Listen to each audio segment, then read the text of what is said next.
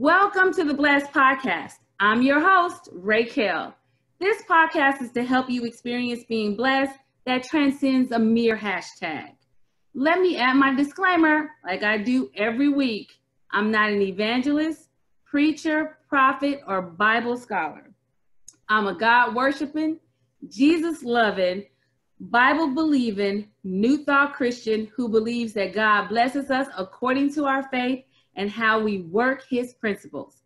So if you're ready to be encouraged and grow your faith by hearing how God is blessing his children, then you're in the right place. I'm broadcasting on WYTV7 Christian Broadcasters Network, a non-profitable, charitable radio broadcast with the mission to empower, encourage, and educate. Your donations are always welcome to help further the mission. You can donate at www.wytv7.org. Okay, so it's still Raytober, and I am interviewing people who are inspirational in my life. And last week, you heard from my oldest sister, Rosalind. But this week, it's my other older sister. She's not the oldest, but she's older than me because I'm the baby. It's my sister, Sherry Tolson. She's a mother. She's a teacher. She's a grandmother. I always forget about that part, grandmother. And her grandbabies are just adorable. She's a speaker. And I always like to, my sister Roz and I, we always say, and she's an unofficial shelter. She runs an unofficial shelter for teens. And we'll talk more about that because you know what, Sherry? I've always thought you did a wonderful job working with the teens, but it wasn't until I started watching that TV show Pose, and the kids there, you know, they're gay or trans kids, and they get kicked out of their homes. Even though I don't think that was necessarily the case with your children, but those children were kicked out and they were like left on the streets. And so it just seems like it's really important for people like you out there who are willing to take in teenagers who get kicked out of their homes or just don't feel comfortable or don't want to be in their homes. Instead of running away to the streets, they have a safe place to go. So without further ado, everybody, welcome my sister, Sherry.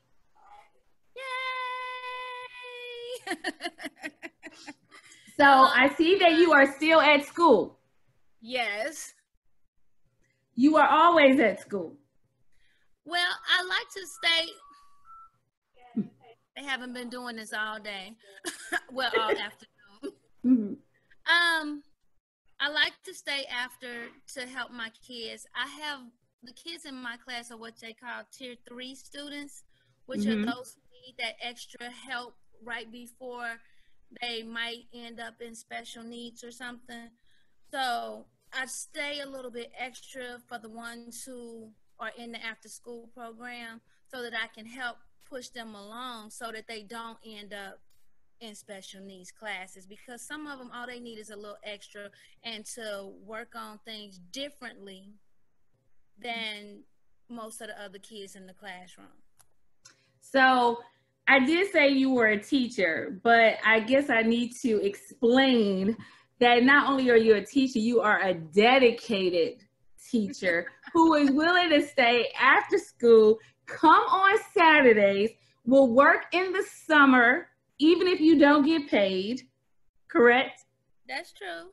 All of that. So why do you do that? Everybody deserves a chance.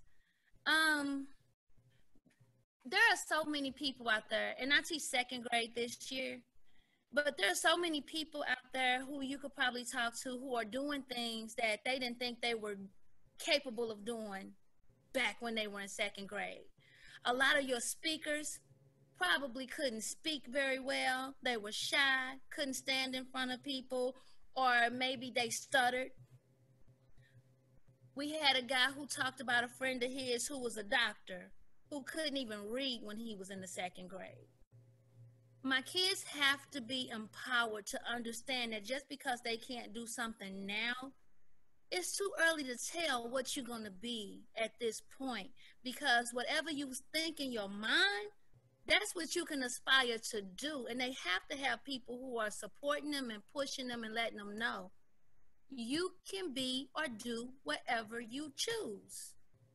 That is so deep, because you know that I go to a church that's what we preach. So even adults still need to hear that today. You can, what we say, you can be, do, and have whatever you think. It's your thoughts that are limiting you, nothing else.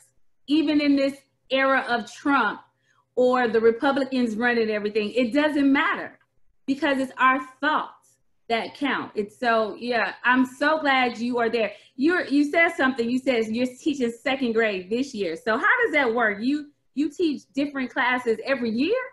Different grades? Well, it depends on where I'm needed. I started out in 5th grade, and actually I started in 1st grade, but I was with a grant then.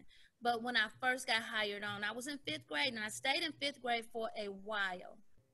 And then I started moving me around. I went to 3rd grade, back to 1st grade, up to 3rd grade again, and this is my 2nd year back in 2nd grade. That's a lot. Is it difficult to teach all of those different age groups? I mean, because it's a big difference between 1st and 5th grade. It was a long time since I've been in those classes, but I already know that that's a big difference. I think the biggest difference is the language. You can talk to 5th graders differently than you can talk to 1st graders, because they understand differently. They have a larger vocabulary. So when you're dealing with younger children, you have to know what vocabulary will help them or that they'll understand. Because you can talk and they're not going to tell you, I don't know what you're talking about. They'll just smile. You know why I'm laughing, because that's what you do too. Okay, so when my sister and my dad is the same way, the two of them, if you ask them a question that they don't know or they don't want to answer, they just smile. Y'all do that all the time. And y'all have the same exact smile when y'all do it. It's just crazy. And most of us want to punch y'all, but I'm just saying, we love you, but we want to punch you when you do that. So I just did find it funny that you definitely would know how to deal with that. When they start smiling, you know they don't understand. They don't understand. I need to find a new way to say it. Right. So it sounds like you have a lot of basically expertise in not just teaching children, motivating children, and things like that. So I know you have a YouTube page that you have, and not just on the YouTube, but for your parents at your school, you guys have a system where you help parents teach their children. Right.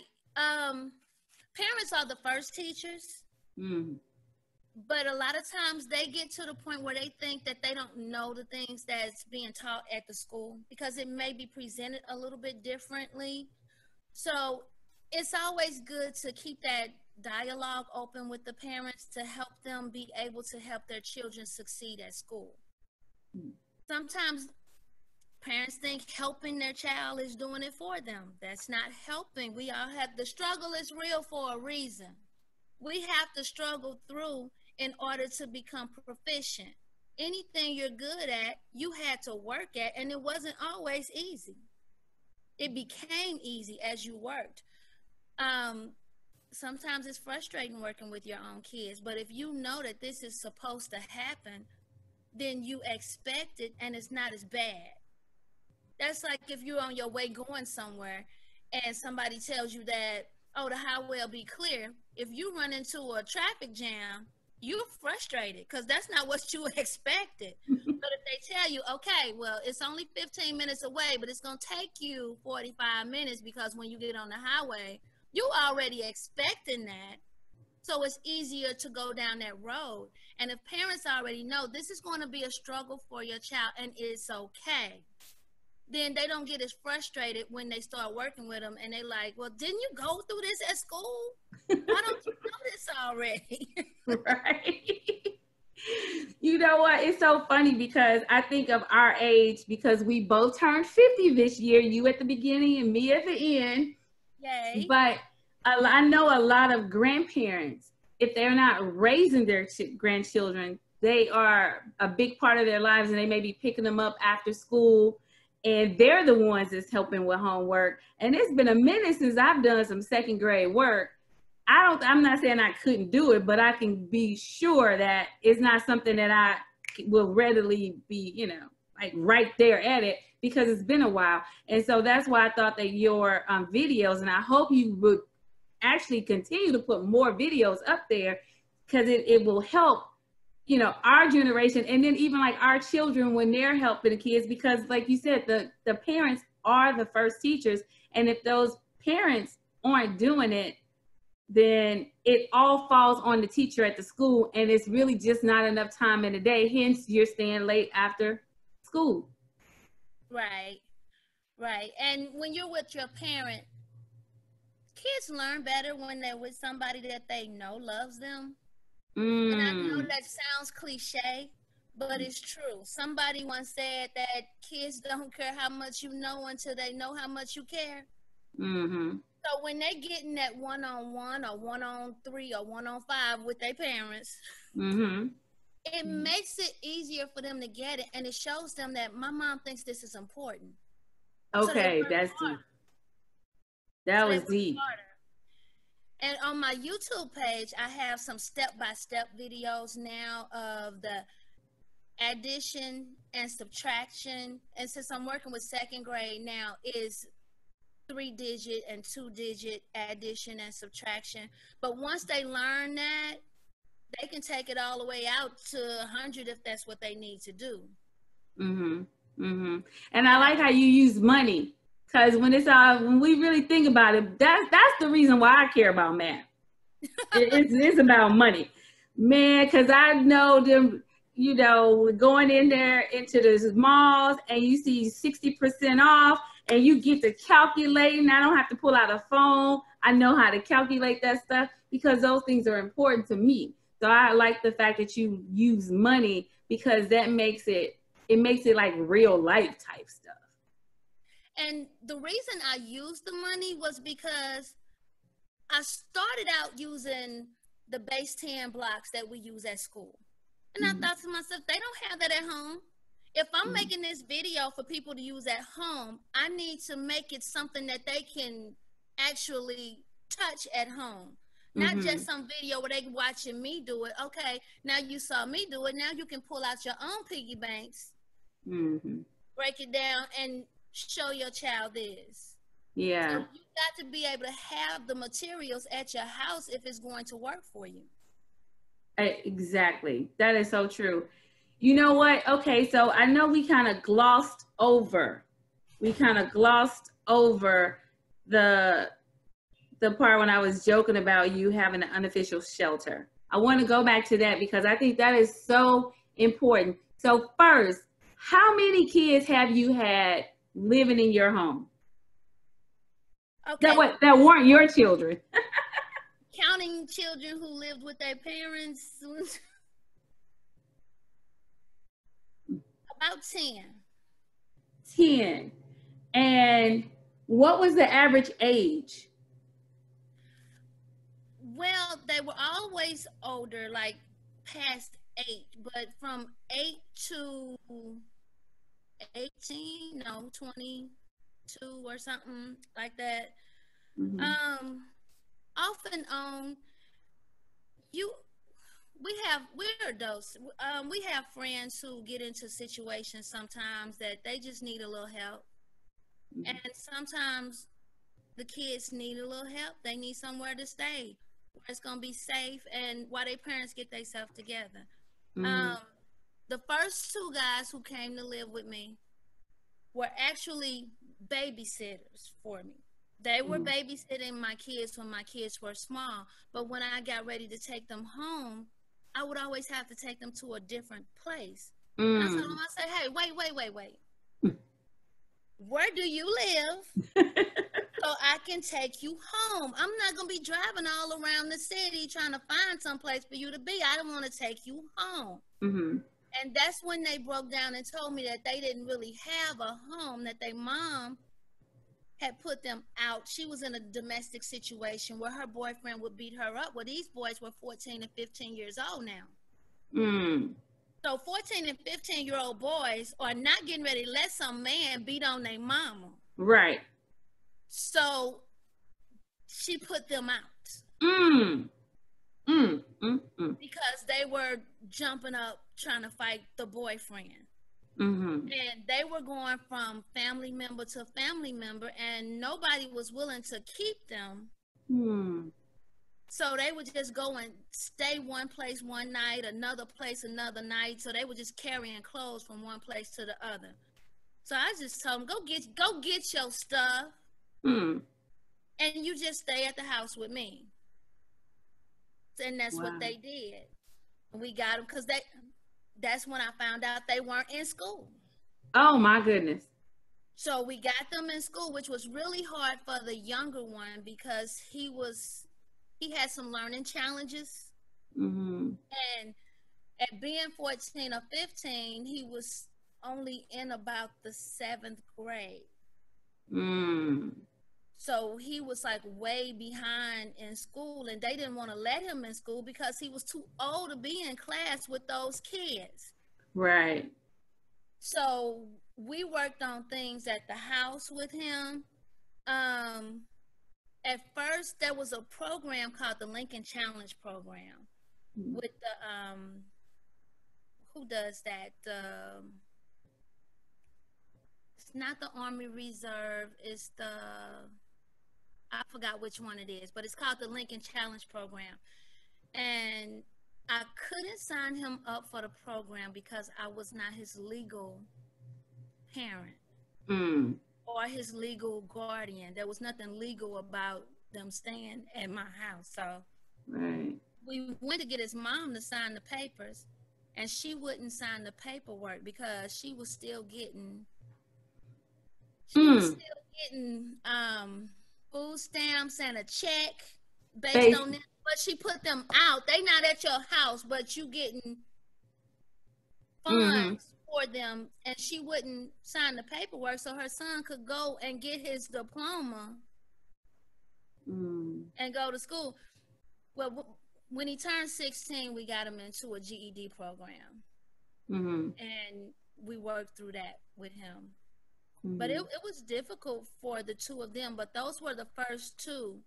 And a lot of times, their friends didn't live at my house, but they had a couple of friends who stayed the night often because they might have been having challenges with their parents. It was just a safe haven. It wasn't some place where they could wild out. I wasn't Mama. What was her name in that movie? It wasn't like that. But it was a place where they can go and they can get something to eat and they can get some sleep. Take a shower because people shouldn't be walking around stinking. Just a safe place for them to be where they didn't have to worry about somebody judging them or jumping on them. How long did those two boys stay with you? They were there about 3 years. Wow. And I guess after you took them in, that's when you realized it was needed. And so that's why you were probably more accepting for the next kid and the next kid and the next kid. Yeah, I had a young lady that came to stay with me. She's my play daughter. But she got pregnant. And her dad was very upset, and he didn't want her there. They were getting into it every day, and she was stressing. So she came and she stayed with me, and I kept the lines of communication open with her dad so he could know what was going on with her. And she stayed with me until she had her first child. Wow. Because it was just a lot of times when children do things and their parents might not necessarily be disappointed in them. They might be disappointed in themselves and the decisions that they made, but it comes off like you mad at the child, like you disappointed in the child. And it hurts even more when you feel like you at fault for a mistake that your child has made. But she was able to go back after a while. You know, her and her dad got everything together. And I was just the middle person. The mediator. Yes, I was the mediator. Because he didn't love her any less and she didn't love him any less. They were just at odds at that moment, and she needed a place to go. And a lot of times family feel like, well, if I let them come and stay here, then they gonna think I'm trying to get in the middle of their situation, and I just don't want to get involved. You know? A lot of times that's the way the family feels. Yeah, that's really deep. So you know what? I know. So this show, you know, basically is just about just feeling blessed. So you were a school teacher, and let's just face it, you don't make a whole lot of money to take care of your kids and other people's kids either. So how did you? I mean, like, you had to just wake up and like say, you know what? I'm blessed enough to be a blessing, no matter how much, you know what I'm saying? Like, because a lot of us feel like we don't have enough for ourselves and ours, that let alone to bring in other people's kids, because that first woman was definitely not sending you no check for them 2 kids. We already know she didn't want to sign them over, so we know she wasn't sending you no money, and that was 2 teenage boys. And then I didn't tell everybody this, but Sherry has 4 sons. So that's a lot of boys. That's a lot of food. Oh my gosh. And they eat. They can eat. Oh my gosh. So like, how did like your mindset, talk about your mindset a little bit. I always believe that there's gonna be a way. I never thought about what if we don't have enough. I just figured it'll be enough. You get a chicken breast, and instead of giving a kid a whole piece of chicken, you cut it up and make it look like it's more. So where you might just be able to feed 2 kids if you cut it in half and give them a big piece. If you cut it in chunks, you could feed 6 kids, and they all think they had a lot. All right, Jesus, feed me 5,000 with the 5. I'm just saying, right. I just never really thought about it not being enough. In my mind, I'm paying the house note, whether it's me and mine in it or if it's me and mine plus some more. I'm paying the water, whether it's just me and mine or me and mine and some more. I'm going to be paying the electric. Whether it's me and mine or some more. So certain things were going to happen regardless. Right. And if we had, and they were in our scope, I just didn't feel like I could just leave them out there if I knew. I know they don't have any place to go. Right. Then that just puts me right there with all those other people that's just tossing them out. Yeah. But it goes back to, it really is about your mindset, because you never had a doubt that you would be able, that taking care of 2 more kids or how many other more kids that came into your life, you never had a doubt that you would have enough. And that's really what, you know, I really want people to understand, that you just have to believe that you're blessed, and really believe that God's going to take care of you, because he promised us. He said we don't have to worry about food. The birds don't worry about that stuff. He tells us that. And we got to have that faith, you know, like in my book, you know, it said we got to exercise our faith. And what you did was a true exercise in the faith, because it may not have looked like you were going to have enough, because you and your kids ate all the food. So when two more people, some people would have been like, yeah, it's not going to be enough. But you like, no, because I remember reading the Bible where he fed 5,000. I'm just trying to feed two more. Right. So what I'm tripping about? And there was always enough. Because there is no lack. There is no lack in God. That's, and that's what we want people to get to. There is no lack. I don't have to steal from you because I can have what I want. There is not like it's just a little bit and only, if these people hoarding it, it don't matter. I was telling somebody I got a fruit tree out there. I didn't even know what the kind of fruit it was, but they look apples. They Japanese apples. Ton of them. I had some potatoes that the person had potatoes.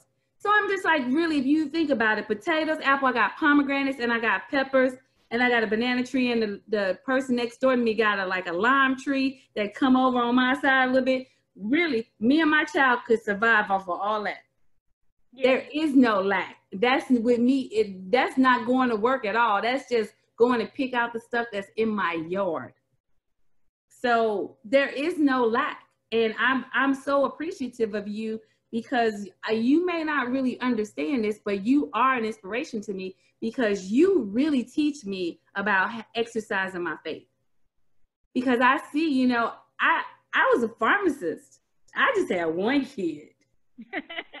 You were a teacher. You have 4 kids and all the other kids that would come through. It's like, but you never not had. I mean, you always had. We went to the same trips. We went on the same trips. You know what I'm saying? We took our children. Every other Christmas we were at the same place. Every other year for the family reunion in July, we were all there. We were all in hotel rooms. It was like there was no difference. And so that's when I realized, it's like, man, God is awesome. Yes, he is. I mean, it's a lot of instances in the Bible where people had little to nothing, and they had to share.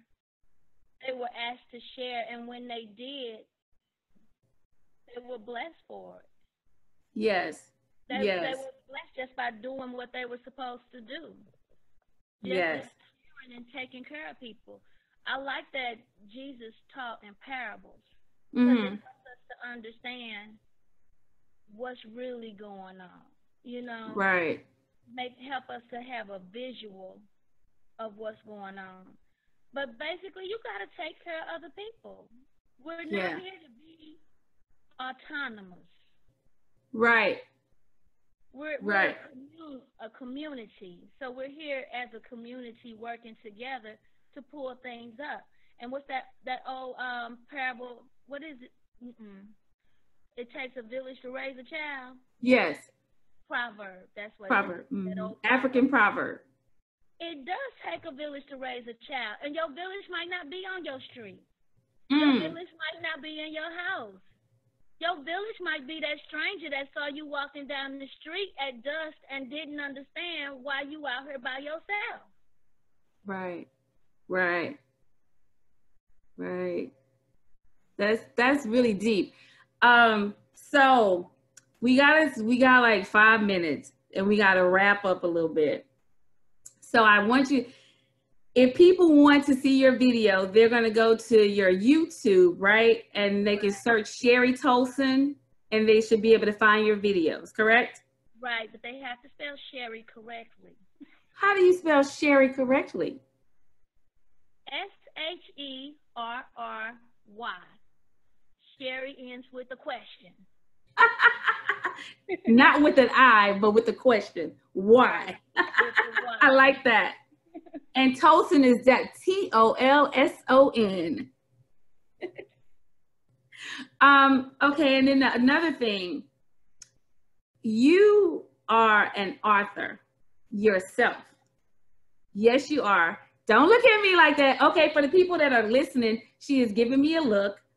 Like, what are you talking about? My sister is also an author. That's why I think she was able to encourage me to publish my first book, Single and Saved, is because she herself was an author. So it's like, she knew that it was good enough and people would enjoy it.